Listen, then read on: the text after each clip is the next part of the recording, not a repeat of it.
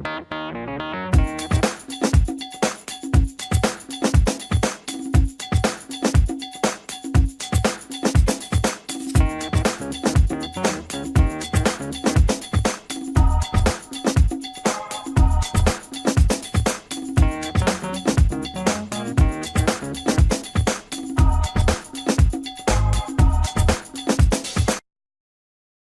know that a couple of weeks ago you wrote a column and you just posited the possibility that Governor Jindal uh, ought to or may jump in the race for U.S. Senate against Senator Mary Landrieu.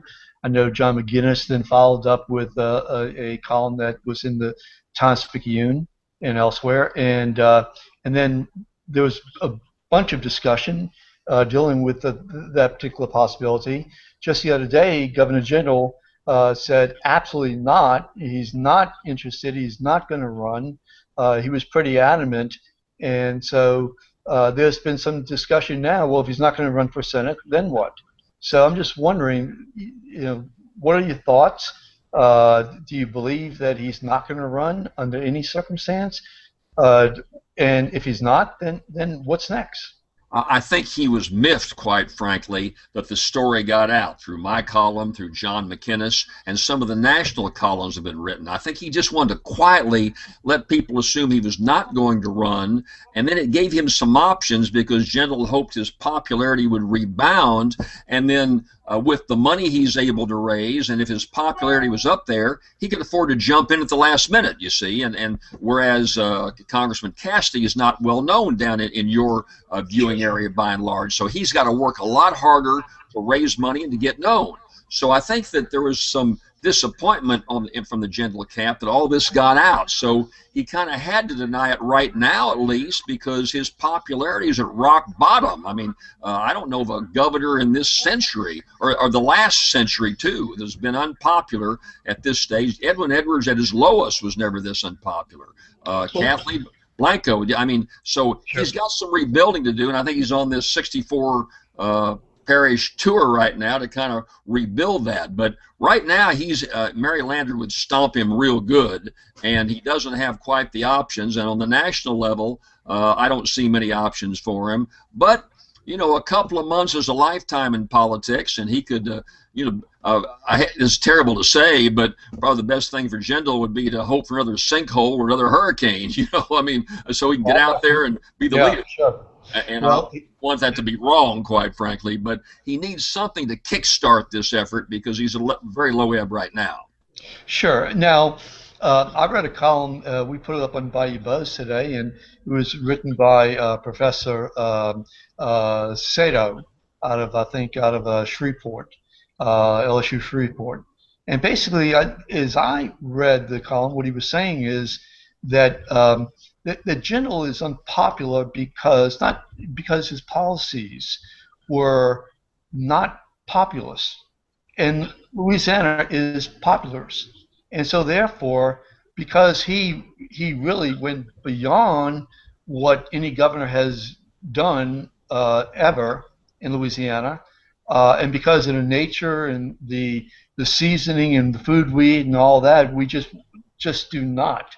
Of course, I'm kidding about the season and food, but the character of our politics, that we cannot absorb a governor such as Governor Jindal. But those outside Louisiana, will at least appreciate the fact that he has made efforts. Now, I have some thoughts about that, but I think you might have read the column. Do you have any opinion about it? Well, first of all, I think his dropping popularity has got nothing to do with populism in the states. Quite frankly, he's just completely inaccessible. He does these little roadshow debates, but there's no interaction with so many Louisianians. And the best example of that is Edwin Edwards.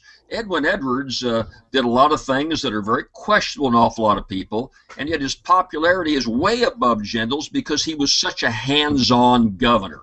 I was dumbfounded, for example, Steve. I went to a reunion of former senators, and it was all the senators that were still living. And we were all there, and Governor Edwards comes as a former senator. And I don't care how conservative or how anti-Edwards those senators were, and many of them really fought him tooth and nail and had nasty things to say about him. They lined up for an hour to take their picture with him.